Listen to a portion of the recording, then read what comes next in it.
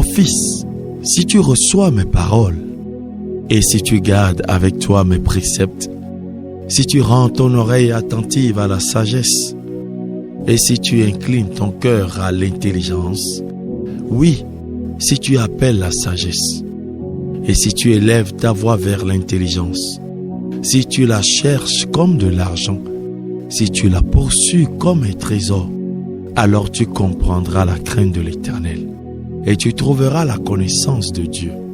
Car l'Éternel donne la sagesse, de sa bouche sortent la connaissance et l'intelligence. Il tient en réserve le salut pour les hommes droits, un bouclier pour ceux qui marchent dans l'intégrité, en protégeant les sentiers de la justice et en gardant la voie de ses fidèles. Alors tu comprendras la justice, l'équité, la droiture, toutes les routes qui mènent au bien. Car la sagesse viendra dans ton cœur et la connaissance fera les délices de ton âme.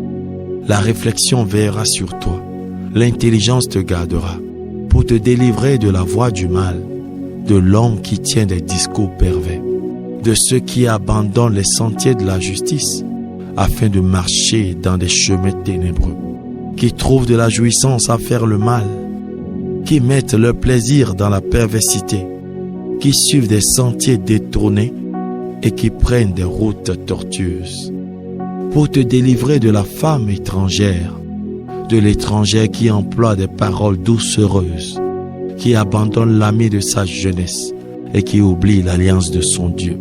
Car sa maison penche vers la mort et sa route mène chez les morts.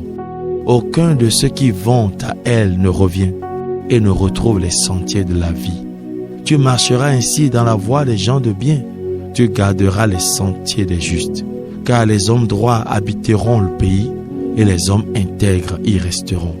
Mais les méchants seront retranchés du pays, les infidèles en seront arrachés. C'était Proverbe chapitre 2. Bonne journée et que Dieu vous bénisse.